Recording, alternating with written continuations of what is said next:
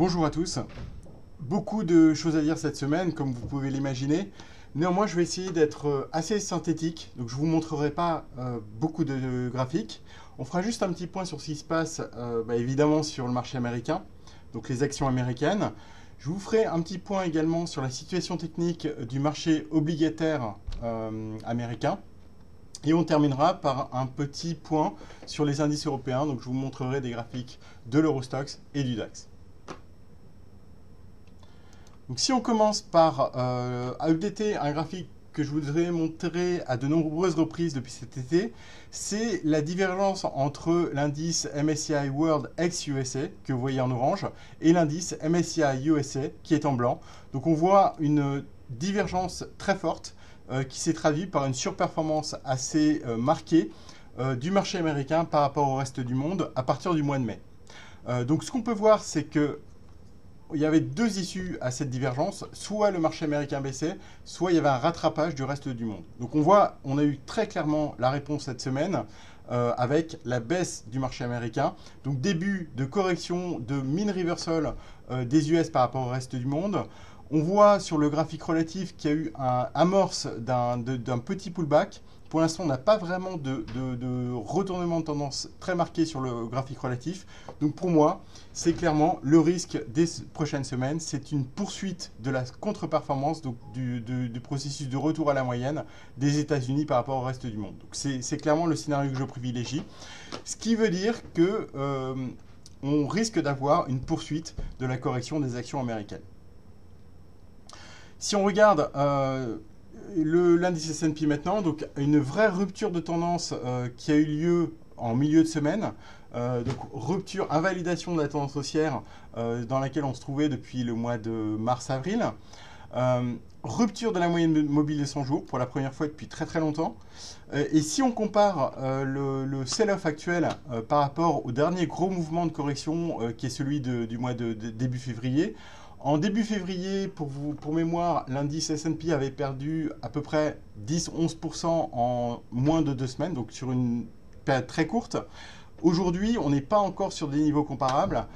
Donc juste à titre illustratif, si on avait une correction similaire à celle du mois de février, ça veut dire que le S&P peut facilement aller entre 2600 et 2555. Donc je pense qu'effectivement, on a une assez forte probabilité de voir une poursuite de cette correction sur ces niveaux-là, entre 2600 et 2555, au vu de ce qui s'est passé sur les dernières séances. Si maintenant on regarde la situation technique du marché obligataire, donc ça c'est la bonne nouvelle, on avait une grosse période de stress sur le marché obligataire américain depuis le franchissement des 3% sur les taux à 10 ans américains. Donc, ce qu'on peut voir, c'est qu'on a eu la semaine dernière des signaux de surachat en délit qui me rappellent un peu ce qui s'est passé en avril-mai. Donc là, au regard de la correction des actions, je pense qu'on a maintenant une plus forte probabilité, au minimum, de faire un pullback. Peut-être pas d'aller en dessous de 3%, mais on devrait avoir une accalmie sur le marché obligataire américain. Donc ça, c'est la bonne nouvelle par rapport à la correction actuelle des actions. Si maintenant on regarde la configuration technique de l'Eurostoxx 50, donc l'Eurostoxx 50 malheureusement a cassé des supports très très importants en point et figure cette semaine qui invalident la tendance haussière qui était en place depuis mi-2016. Donc là, un événement technique assez baissier, assez préoccupant sur l'indice Eurostoxx puisque c'est la première fois en 2 ans sur ce graphique-là qu'on a une inversion de tendance significative.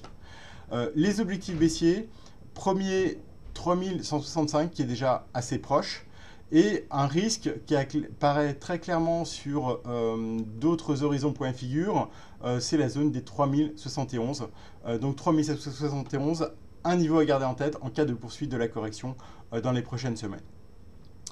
Autre graphique assez préoccupant, c'est un scénario dont je vous avais parlé très tôt, puisque je vous avais évoqué la possibilité d'une tête-épaule sur le DAX dès cet été, lors de la construction de la deuxième épaule. On voit que c'est un scénario non seulement qui reste valide, mais en plus qui a été confirmé cette semaine, puisqu'on a cassé la ligne de coup depuis quelques séances.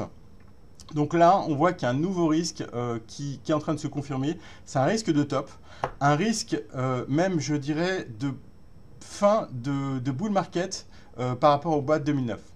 Si on regarde en vague d'Elliott, vous pouvez voir très clairement une phase de hausse en 5 vagues, avec éventuellement un top assez important sur le début de l'année. Pour mémoire, cette configuration tête-épaule majeure, c'est clairement quelque chose que j'avais identifié sur le DAX, notamment lors du top de 2007-2008. Donc on voit que c'est des figures qui mettent du temps à se construire. Là, c'est ce qu'on a vu depuis l'année dernière. Mais quand ça casse, ça montre qu'il y a matérialisation d'un risque. Donc le risque, c'est quoi? C'est d'avoir un top assez important en début d'année sur le DAX, avec éventuellement poursuite de la baisse. Donc on voit qu'on rentre dans des scénarios moyen-long terme, potentiellement assez dangereux, assez baissiers. Ce qui me fait dire qu'on peut avoir des rebonds techniques à court terme sur les marchés européens, mais par contre, la situation technique moyen terme est en train clairement de se dégrader. Dernier graphique, je voulais finir sur un point positif. Vous avez ici le nombre de valeurs qui ont touché un plus bas 3 mois parmi les valeurs Stock 600. Donc ce qu'on peut voir, c'est qu'hier, 60% des valeurs du Stock 600 ont touché un plus bas 3 mois de manière simultanée. Généralement, ça c'est des bons indicateurs de survente du marché. Là, vous pouvez le voir, hein, j'ai mis des flèches sur tous les précédents cas similaires. Donc ça devrait provoquer un rebond technique au moins à court terme des marchés européens après le gros coup de tabac de cette semaine. Néanmoins, attention, ce n'est pas un signal de point bas, ça veut juste dire qu'on peut avoir des squeezes, des rebonds techniques assez violents. Néanmoins, je pense, comme je vous l'ai dit, je pense que les investisseurs moyen-long terme vont maintenant changer de psychologie et n'hésiteront plus à vendre sur des rebonds assez violents. Je vous souhaite quand même une très bonne journée de trading et un bon week-end.